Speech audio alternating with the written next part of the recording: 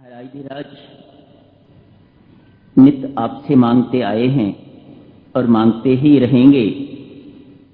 आज भी आपके श्री चरणों में एक मंगता सबके लिए विनती करता है। आपका संबंध तो परमात्मा के साथ है और हमारा संबंध महाराज आपके साथ है।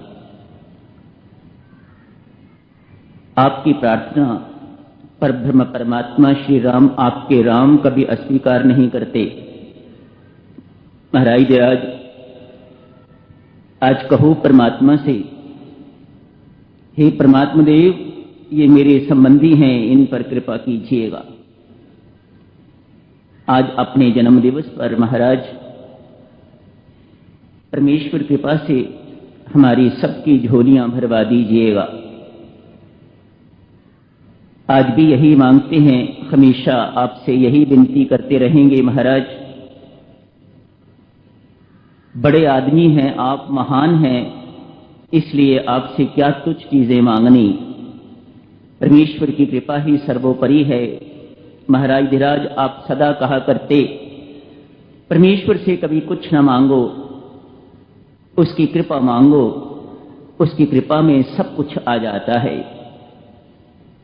वही आज आपके द्वार पर हम झोली फैला के बैठे हैं। महाराज धीराज कृपा कीजिएगा, कहिएगा अपने राम से, हे राम ये मेरे संबंधी हैं, इन सब की झोलियां अपनी कृपा से भर दीजिएगा। महाराज पूर्ण विश्वास है, अटल विश्वास है, आपकी प्रार्थना मेरे राम कभी अस्वीकार नहीं करते, नहीं करेंगे। हमारी झोलियां भरी हुई जाएंगी महाराज परमात्मा की कृपा से, आपकी दया से। आप दया करके परमात्मा से प्रार्थना करिएगा हमारे लिए, हमारा कल्याण हो जाएगा। प्रभु कृपा कीजिएगा, कृपा कीजिएगा हम पर, कृपा कीजिएगा, कृपा कीजिएगा। पुनः आप सबको हार्दिक बधाई। आज का ये मांगलिक पर्व सबके लिए शुभ मंगल एवं कल्याणकारी हो, शुभ मंगल एवं कल्याणकारी हो, शुभ मंगल एवं कल्याणकारी हो, शुभ मंगल एवं कल्याणकारी हो।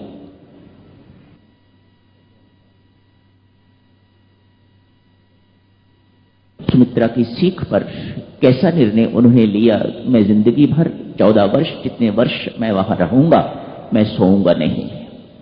पहली रात थी, मैं सोए नहीं। रथ को इधर उधर मोड़ के तो आगे बढ़ रहे हैं। प्रभु राम निषाद अपने मित्र से मिलते हैं। नीच जाति का है। भक्तजनों कई स्थानों पर भगवान राम को आदिवासियों का राम कहा जाता है। उनके वनगमन का मुख्य कारण भी यही कहा जाता है। स्वामी जी महाराज भी इसी मत के हैं, वे भी इसी को प्रोत्साहन देते हैं। राम का वनगमन केवल रावण को मारने के लिए नहीं था, शूर्पणखा को विकृत करने का उनका बिल्कुल ये सिलसिला नहीं था, ये उद्देश्य बिल्कुल नहीं।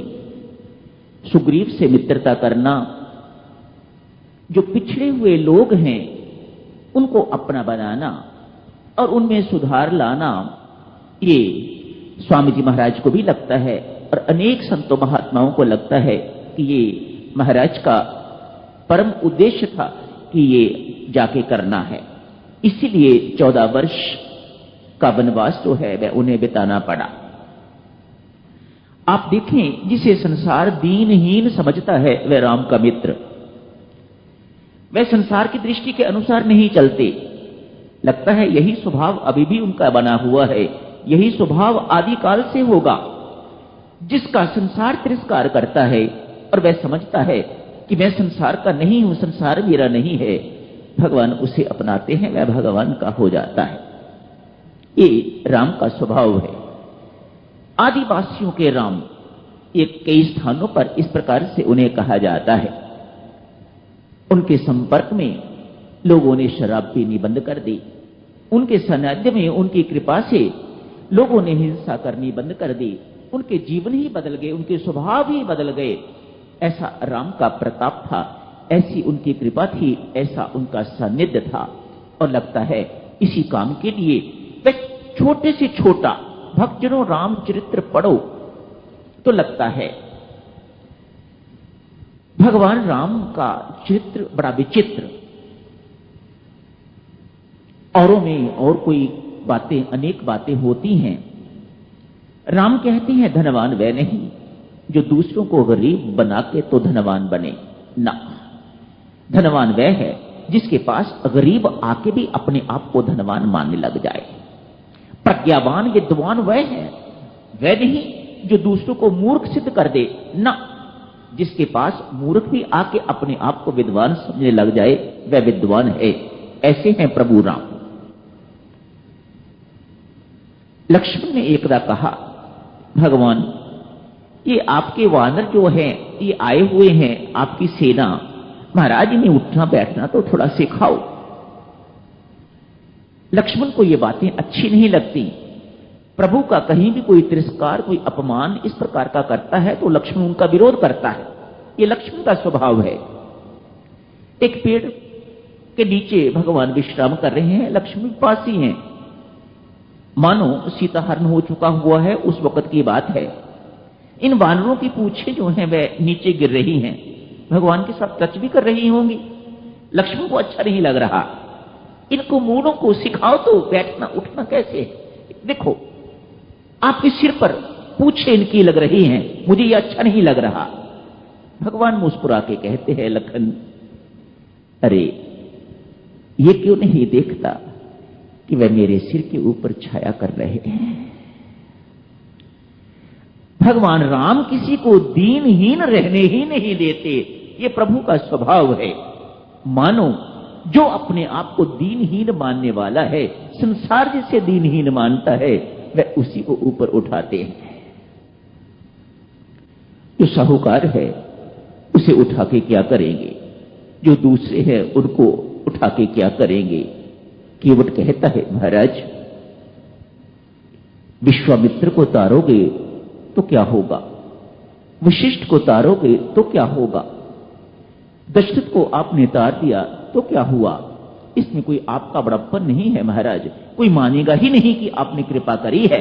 हर कोई कहेगा भाई तपस्वी थे, यशस्वी थे, इतना उनका तप था, इतना उनका त्याग था, इतनी उनकी साधना थी, इतनी उन्होंने नाम की कमाई करी थी। मानो आपकी कृपा का कोई मूल्य नहीं है महाराज। मेरे जैसे को तारोगे तो प्रभु ये लोग कहेंगे, देखो ये निस्साधन है, इसकी ना कोई साधना है, इसकी ना कोई नाम की कमाई है, ना कोई इसकी तपश्चर्या है, ना कोई इसका त्याग है, ना ये पढ़ा लिखा है, मूढ़ है, सब चीज सब प्रकार से दीनहीन है। मुझे तारोगे महाराज तो आपकी कृपा की जय जयकार होगी, लोग आपकी कृपा को पहचानेंगे।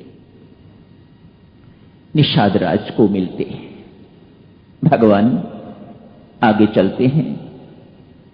वाल्मीकि रामायण में केवट का जो प्रसिद्ध प्रसंग है वह नहीं है। निषाद राज नाव तैयार करवाते हैं, प्रभु पार चले जाते हैं। भरद्वाज आश्रम में जाते हैं, वहां भी बातचीत होती है। उसके बाद उनसे पूछते हैं, महाराज कहां रहे।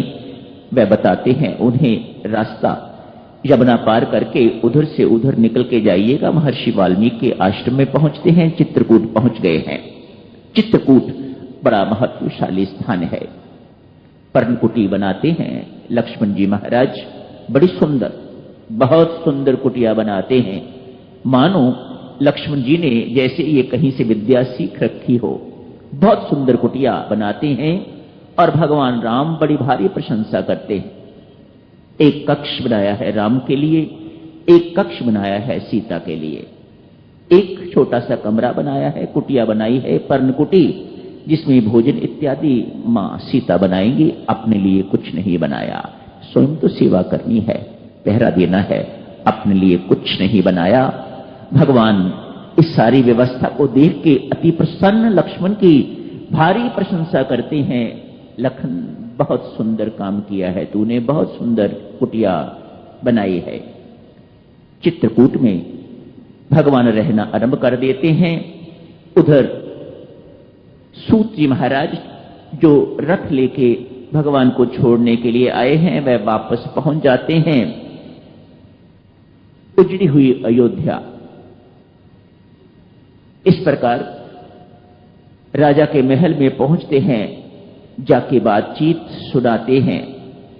कुशल्या अनवांटेड ऐसी बात पति को कह देती है। उसका बेचारे का कलेजा और दुखी हो जाता है। कुशल्या से कहते हैं, कुशल्या तू तो धर्म कर्म को जानती है, ये एक पत्नी को शोभा नहीं देता कि पति को इस प्रकार के कटु शब्द, दुख देने वाले शब्द जो है वह कहे। ये तूने कैसे कह दिए? मानो राम के दुख में, शोक में तू व्याकुल है, तेरी मति थोड़ी बिगड़ी हुई है, इसलिए ये तेरे शब्द निकले हैं। मैं तुम्हें जानता हूं, तेरा स्वभाव इस प्रकार का नहीं है। तू तो ज्ञानी ध्यानी है, धर्म कर्म के मर्म को ठीक ढंग से समझने वाली है। ये तेरे शब्द नहीं है, पर मेरी किस्मत ही ऐसी, मेरे कर्म ही ऐसे। मां कुशल्या को राजा दशरथ कहानी सुनाते हैं, क्यों ऐसा मेरे साथ हो रहा है? ये मेरे कर्मों का खेल है। ये कर्म गति इतनी बलवान है, इससे कोई बच नहीं सकता। ये करुणा भरी जो कथा आपने अंत में पढ़ी है, ये उसी कर्म का फल कहते हैं। बहुत वर्ष पहले युवक होता था, उस वक्त ये मेरे से कुकर्म हो गया, मेरे से इस प्रकार की हिंसा हो गई, उसी का फल मैं आज भुगत रहा हूं। रानी, जिस प्रकार वे तपस्वी पुत्र के बिना बिलखते हुए मर गए, उन्होंने अपने प्राण त्याग दिए, ठीक इसी प्रकार से मेरे साथ भी होने जा रहा है। उनका तो एक ही पुत्र था, मेरे 4 हैं, लेकिन चारों में इस वक्त मेरे पास कोई नहीं, और उनकी अनुपस्थिति में ही मुझे प्राण अपने त्यागने हैं। मानो उस कर्म का फल जो है वह आज मुझे मिल रहा है। राजा दशरथ